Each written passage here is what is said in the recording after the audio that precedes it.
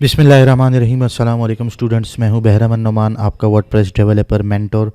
आज का हमारा लेक्चर है कि हमने पोस्ट का टेम्पलेट कैसे बनाना है। फॉर एग्जांपल मैं आपको दिखा देता हूं। लेट सपोज मैं आ जाता हूं यहाँ से don.com पर, और don.com पर मैं कोई भी एक आर्टिकल खोलता हूं। अब इन आर्टिकल्स का टेम्पलेट तकरीबन सबका यूनिवर्सल चलता है। तो वैसे तो अगर हम पोस्ट करें तो टेम्पलेट्स जो है हमारे पास नॉर्मल वर्डप्रेस में कोई भी सेट नहीं होता, लेकिन हम इसे डेवलप कर सकते हैं। इस टाइप का पोस्ट टेम्पलेट हम वो कैसे डेवलप करेंगे। फॉर एग्जांपल मैं यहाँ से आ जाता हूँ। मैंने एक पोस्ट पब्लिश किया है यहाँ पर। सॉरी, ये मैं पेजेस पे आ गया। हमें इसकी भी ज़रूरत होगी, अबाउट अस के पेज की या सर्विसेज के पेज की। ठीक है, मैं इसे भी ओपन कर लेता हूँ। पिछली क्लास में हमने डेवलप किया था सर्विसेज का पेज। उसके बाद मैं आ जाता हूँ पोस्ट के ऊपर, और पोस्ट का टेम्पलेट हम यहाँ से ओपन कर लेंगे। ये हमारा सिंपल पोस्ट का टेम्पलेट है। ठीक है, हमने एक पोस्ट क्रिएट किया है। यहाँ से मैं इसको एडिट कर देता हूँ ताकि आपको पता चल जाए कि पोस्ट किस टाइप की है हमारे पास। सिंपल हमने टाइटल लिखा है, लोअर में सिंपल डमी पोस्ट, कंटेंट डाला हुआ है, और उसके बाद एक हमने यहाँ से फीचर इमेज प्लेस की है। अच्छा, ये फीचर इमेज प्लेस करने का मकसद ये है कि अगर हमें बाद में जो है ना इसकी रिक्वायरमेंट हो तो हम जो है एक स्टैटिक पेज बना लें और उस पर डायनेमिकली हम अपनी 10 से 12 पोस्ट पब्लिश कर सकें। ठीक है जी। तो यहाँ से हम आ जाते हैं। हमने क्या करना है कि आना है डैशबोर्ड के ऊपर। हम थीम बिल्डर में जाएंगे, एलिमेंटर के टेम्पलेट्स में आएंगे और थीम बिल्डर।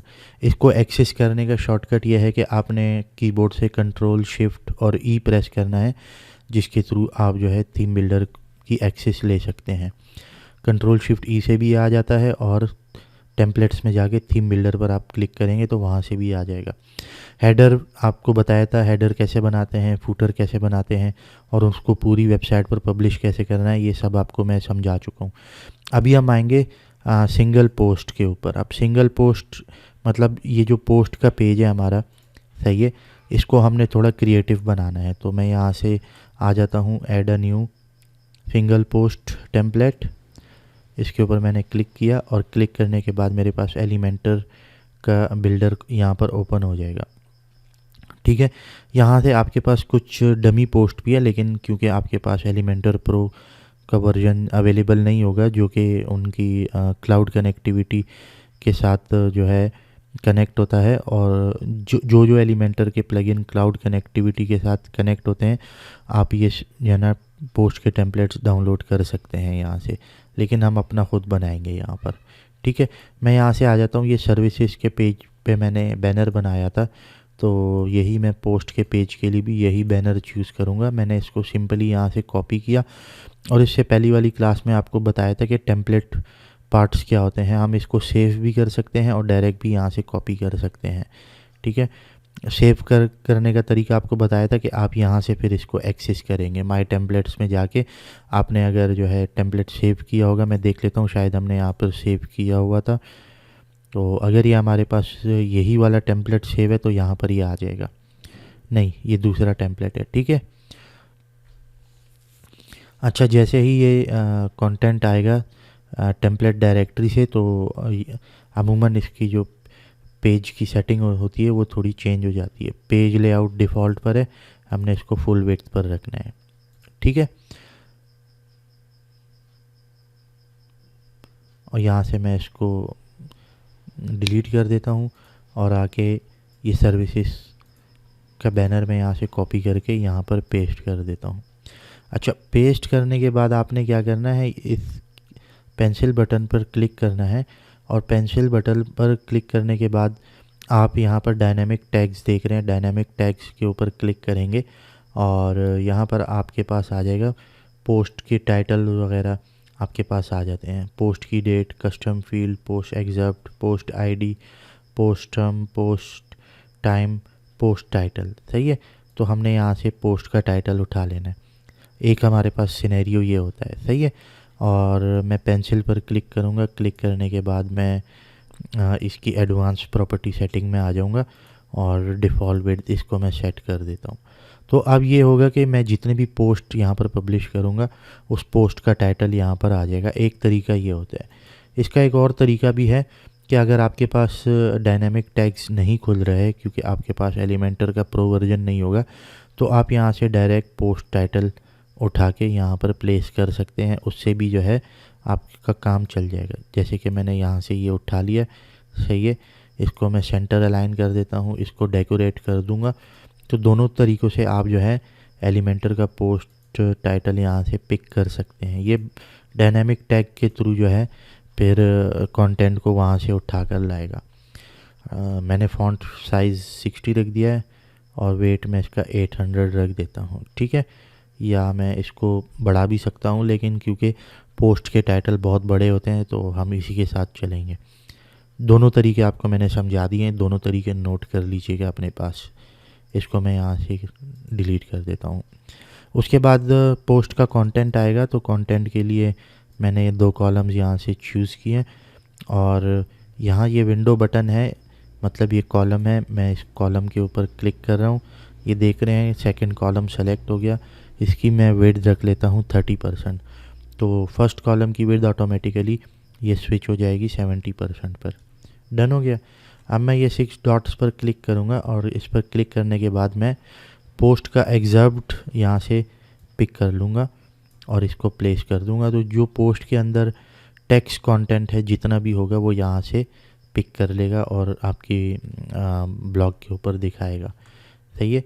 और यहाँ से मैं एडवांस प्रॉपर्टी में आ जाता हूँ और इसकी पैडिंग थोड़ी सी मैं ज़्यादा कर लेता हूँ। लेट्स सपोज 30 टॉप और 30 बॉटम, ताकि जो है ना स्पेस अवेलेबल हो। अब मैं इसे अपडेट करूँगा, ऐड ए कंडीशन पर क्लिक करके पूरी वेबसाइट पर इसको मैं पब्लिश कर दूँगा। एक तरीका हमारे पास ये है, ठीक है। इसमें और भी बहुत सारे हैं, जो है ना हमारे पास यहाँ विजेट्स अवेलेबल हैं जिसमें फ़ीचर इमेज है। अगर पोस्ट की फ़ीचर इमेज हमें उठानी हो तो हम यहाँ पर फ़ीचर इमेज भी लगा सकते हैं। अब ये पोस्ट के अंदर जो भी फ़ीचर इमेज होगी वो यहाँ से पिक कर लेगा। ये फ़ीचर इमेज जो है ना अभी आपको बाय डिफ़ॉल्ट दिखा रहा है, लेकिन अक्सर जो है ना ब्लॉग्स में फ़ीचर इमेज जो है वो मतलब है कि चेंज होती रहती है। तो जो भी फ़ीचर इमेज आप लगाएंगे वो स्पेसिफिक ब्लॉग के साथ अपडेट हो जाएगी। मेरे पास अभी डेमो में यही इमेज थी तो मैंने इसको प्लेस कर दिया, ठीक है। और कोशिश कीजिएगा कि आपने जो एक साइज़ सेलेक्ट कर लिया है फिर आपने उसी साइज़ को कंटिन्यू करना है। लेट्स सपोज इस फीचर इमेज के ऊपर मैं क्लिक कर लेता हूँ तो मेरे पास यहाँ पर जो इमेज का साइज़ है 1900 बाय 946 पिक्सल। तो आपने फिर ब्लॉग्स के लिए, सब ब्लॉग्स के लिए सेम पिक्चर फॉलो करनी है। यहाँ तक आपको आई होप क्लियर हो गया होगा। अब हमने ऐसे करना है कि ये साइड बार है। अब साइड बार के अंदर हम जो है बैनर्स भी लगा सकते हैं। फॉर एग्जांपल मैं यहाँ से आ जाता हूँ, डिजिटल साइनेज पाकिस्तान खोल लेता हूँ। ये मेरे क्लाइंट का डोमेन है, इसके ऊपर मैंने कुछ ब्लॉग्स वगैरह लिखी थी, वहाँ से मैंने एक बैनर उठाना है, सही है। और लेट्स सपोज हम आ जाते हैं ब्लॉग्स में। ओके, ये पेज लॉस हो गया, ठीक है। फिर देखते हैं मज़ीद।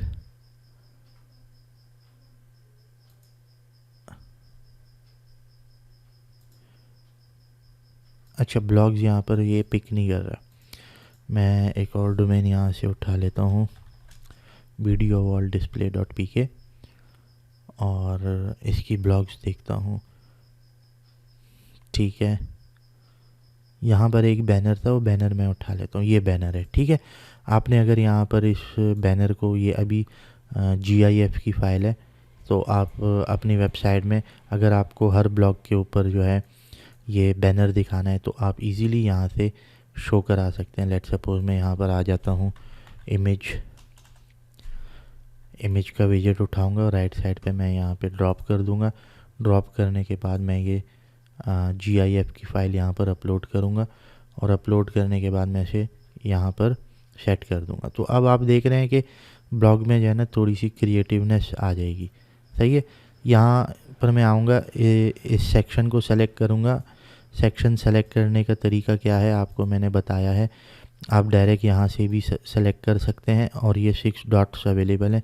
इन 6 डॉट्स पर क्लिक करके भी आप सेक्शन को एक्सेस कर सकते हैं। जैसे ही आपने सेक्शन पर क्लिक किया उसकी एडवांस प्रॉपर्टी में आएंगे और हम इसकी पैडिंग सेट करेंगे। यहाँ से मैंने चेन को तोड़ दिया। चेन तोड़ने के बाद मैं इसकी टॉप पैडिंग रख लेता हूँ 30। अगर 30 कम लग रही है आपको 40 कर लें और बॉटम हम 50 कर लेंगे, क्योंकि बॉटम पे हमारे पास जो है ना फूटर आ रहा है, तो फूटर से ये कंटेंट थोड़ा ऊपर ही दिखना चाहिए। यहाँ तक आपको क्लियर हो गया। मज़ीद हम इसमें और भी चीज़ें ऐड कर सकते हैं।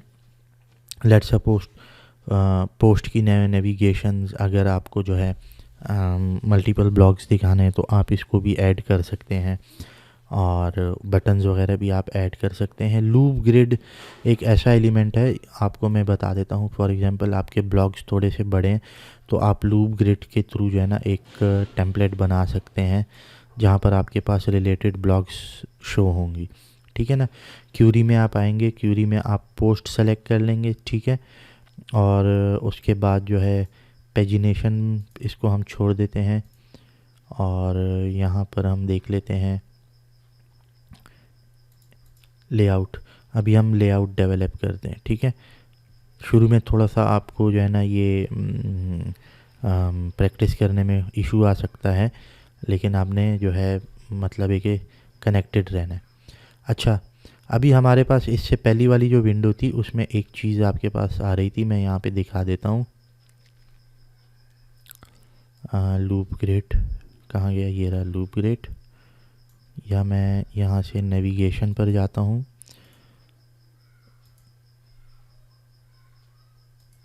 ये रही नेविगेशन हमारी, section, second column, loop grid, ठीक है। मैंने इस पर क्लिक किया तो ये मुझे बता रहा है आपको इस लूप के अंदर कितने कॉलम्स रखने हैं। तो मैं इसको बता रहा हूँ मुझे 1 कॉलम रखना है और नंबर ऑफ़ आइटम्स मैं इसको बता रहा हूँ कि मुझे 4 रखने हैं, ठीक है। तो ये इसको बताने का मकसद ये है कि हमें ये, क्योंकि हमारे पास 30% का कॉलम है तो हम इसमें एक ही लूप चलाएंगे, 1 कॉलम का लूप चलाएंगे। मैं इसको अपडेट भी कर देता हूँ और उसके साथ टेम्पलेट को मैं यहाँ पर एडिट करता हूँ। एडिट पर क्लिक करूँगा मैं और ये हमारे पास जो है ना 1 कॉलम का लूप यहाँ पर आ गया है। अब यहाँ से ये जो है ना डायनामिकली वर्किंग करेगा। जितने भी पोस्ट होंगे आपकी वेबसाइट में वो डायनामिकली, अगर आपने उसको यहाँ पर शो कराना है तो आप शो करा सकते हैं। पोस्ट का टाइटल हम रख लेते हैं, सही है, और इसका साइज़ हम यहाँ से मेंशन कर देते हैं, लेट्स सपोज 20 पिक्सल, ठीक है। और फॉन्ट का कलर हम रख लेते हैं ब्लैक। अगर आपकी वेबसाइट में 10 पोस्ट होंगी तो 10 पोस्ट में से ये 4 पोस्ट यहाँ पर मेंशन कर देगा, ठीक है। प्लस हम आ जाते हैं उसके बाद अगेन पोस्ट का एग्जर्प्ट, सही है, इस पर मैंने क्लिक किया।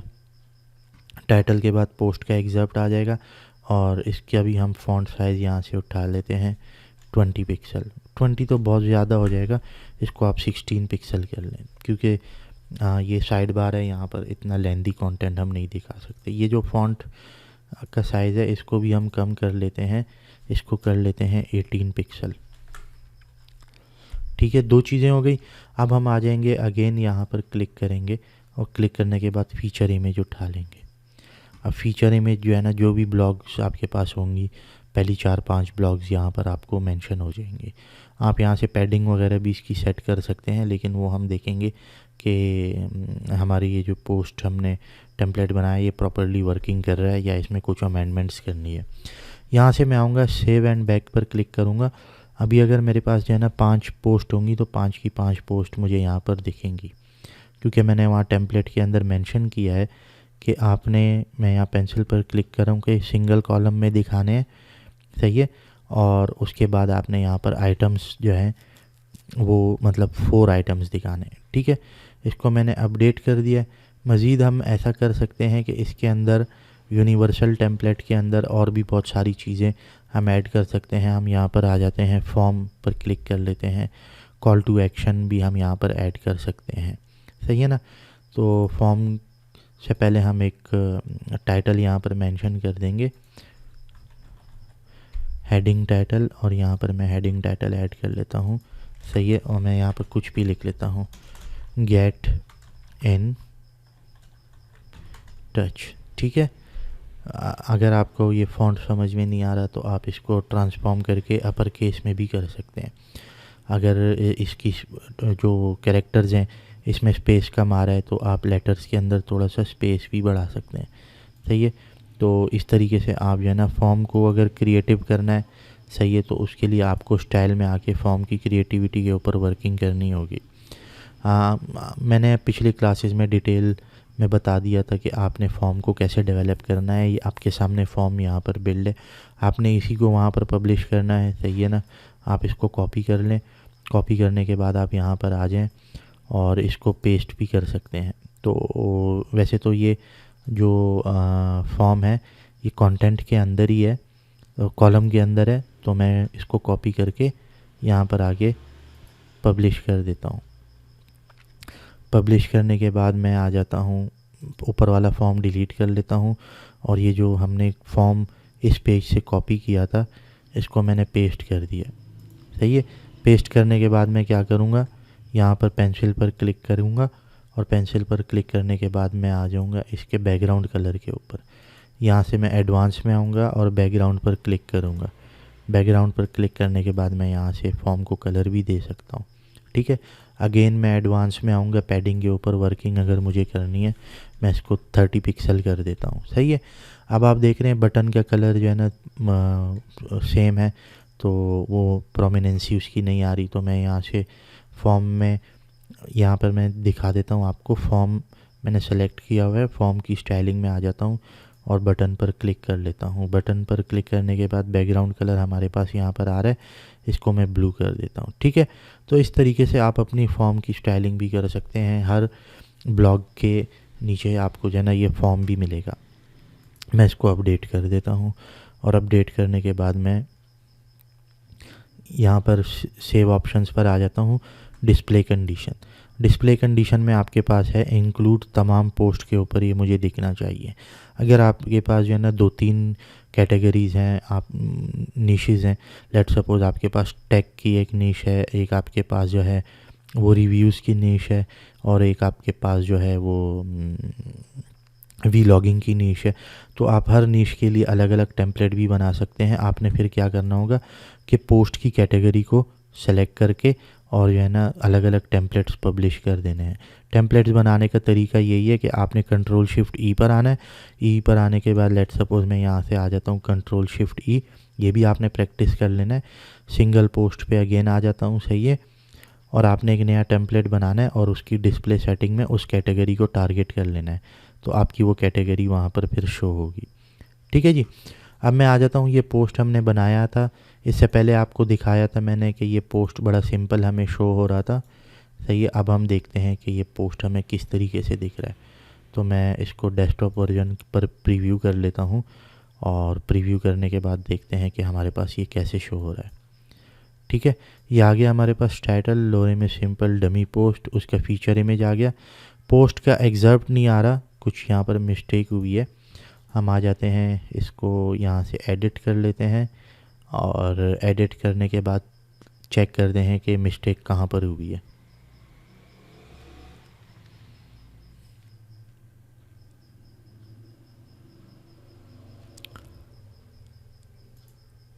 अच्छा, पोस्ट एग्जर्प्ट, या हम आ जाते हैं पोस्ट का कंटेंट, सही है। एग्जर्प्ट हमारे पास जो है ना इधर आएगा, यहाँ पर जो हमने ये लूप डेवलप किया था यहाँ पर, यहाँ हमारे पास जो है एग्जर्प्ट आएगा, मतलब कि समराइज कंटेंट, ठीक है। समराइज कंटेंट हमारे पास वहाँ पर शो होगा। मैं इसको पब्लिश कर लेता हूँ अगेन और इसका कलर मैं यहाँ से चेंज कर देता हूँ, ब्लैक पर सेट कर देता हूँ। पैडिंग में देख लेता हूँ, पैडिंग अगर मुझे टॉप एंड बॉटम की थोड़ी सी रखनी है तो 15 और ये हो गया 30।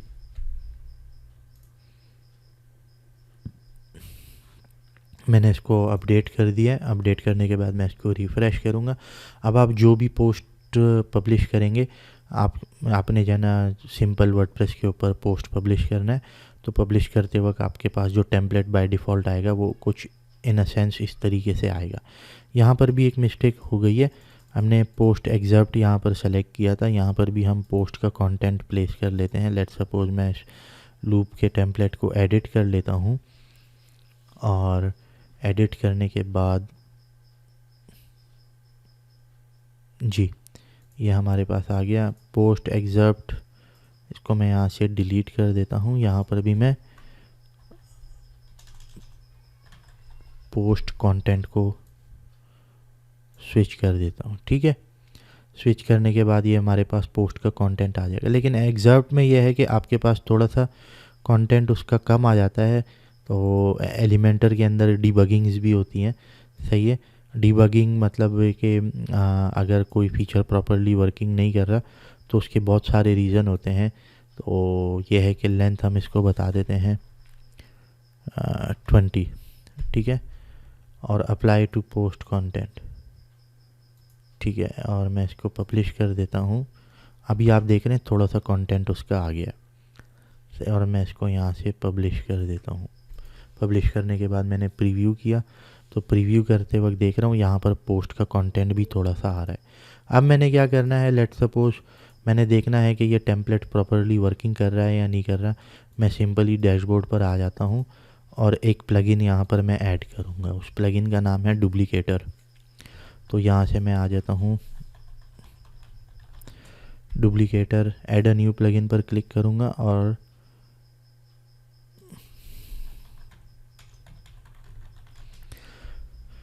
डुप्लीकेटर हमने जो है एक प्लगइन यहाँ पर इंस्टॉल करना है, ये डुप्लीकेट पोस्ट। तो ये आपके वेबसाइट के अंदर पेजेस होंगे, प्रोडक्ट्स होंगे, कुछ भी होगा, तो ये उसका ये है कि स्टाइलिंग इजीली कर लेगा, उसको कॉपी कर लेगा। कॉपी करने के बाद आप मल्टीपल पोस्ट बना सकते हैं। इसको इंस्टॉल होने में थोड़ा सा टाइम लगेगा। मैं यहाँ पर वीडियो को पॉज कर लेता हूँ। सॉरी, हो गया, पॉज करने की ज़रूरत नहीं पड़ी, क्योंकि जैम सर्वर थोड़ा सा स्लो चलता है कंपैरेटिवली आपके सी पैनल के।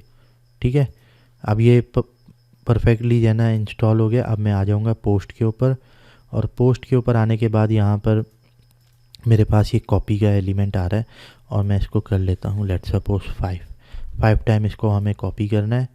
ठीक है, और कॉपी होने के बाद ये हमारे पास सारे जो पोस्ट हैं ड्राफ्ट में चले गए। अब मैंने 1 बाय 1 इन पोस्ट को ओपन करना है। ठीक है, और मेरे पास एक्चुअली इमेजेस अभी डाउनलोड नहीं है, तो मैं देख लेता हूँ अगर मेरे पास इमेज कहीं अवेलेबल हों। पिक्चर्स के अंदर वी ट्रांसफ़र, ये मूवी की फ़ाइल थी। डेस्कटॉप पर आ जाता हूँ, तो 1-2 आइडियाज़। ठीक है, मैं यहाँ से 2 इमेजेस ही फ़िलहाल उठा लेता हूँ, या मैं इस पेज के कंटेंट में देखता हूँ इमेज गैलरी में अगर हमारे पास अवेलेबल हुई। ये इमेज मैंने यहाँ से उठा लेता हूँ, इसको पब्लिश कर देता हूँ। छोटी बड़ी इमेज आपने नहीं डालनी, मैं सिर्फ आपको दिखा रहा हूँ कि हमें 5 पोस्ट का टेम्पलेट किस तरीके से वहाँ पर शो हो रहा है। क्या ये हमने जो टेम्पलेट बनाया है ये प्रॉपरली वर्किंग कर रहा है या प्रॉपरली वर्किंग नहीं कर रहा, हमने इस चीज़ को वेरीफाई करना है। सही है, फिल वक्त हमारे पास ये होगा कि पोस्ट का जो टेम्पलेट है वो थोड़ा सा डिफरेंट होगा, लेकिन इमेजेस की वजह से फीचर इमेज जो है वो हम मुख्तलिफ जो है ना पिक्सल्स की डाल रहे हैं। सेम पिक्सल की जो है ना वो इमेजेस नहीं होंगी। यही वजह है कि शायद हमारे जो पोस्ट की फॉर्मेटिंग है उसमें थोड़ा सा हमें इशू आए।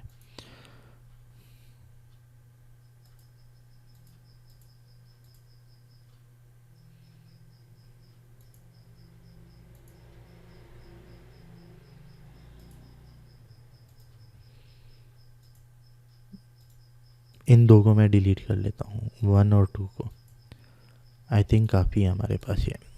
मैं यहाँ से रिफ़्रेश कर लेता हूँ इसको। रिफ़्रेश करने के बाद मैं ये तमाम पोस्ट को यहाँ से रिमूव कर दूँगा, और ये पोस्ट 2 हमारे पास ड्राफ्ट में, तो मैं इसको यहाँ से डिलीट कर दूँगा। आप पोस्ट की कैटेगरीज़ भी बना सकते हैं, हर कैटेगरीज़ के हिसाब से आपने पोस्ट को पब्लिश करना है। बेसिकली ये जितने भी सॉफ्टवेयर हाउसेज होते हैं वो क्लाइंट को रिकमेंड करते हैं कि आपने ब्लॉग्स भी बनाने हैं ताकि आपकी सर्च इंजन ऑप्टिमाइजेशन प्रॉपरली हो जाए। तो वो उनका मकसद बस यही होता है कि वो क्लाइंट से जो है ना कुछ ये है कि डॉलर ही जनरेट कर लें।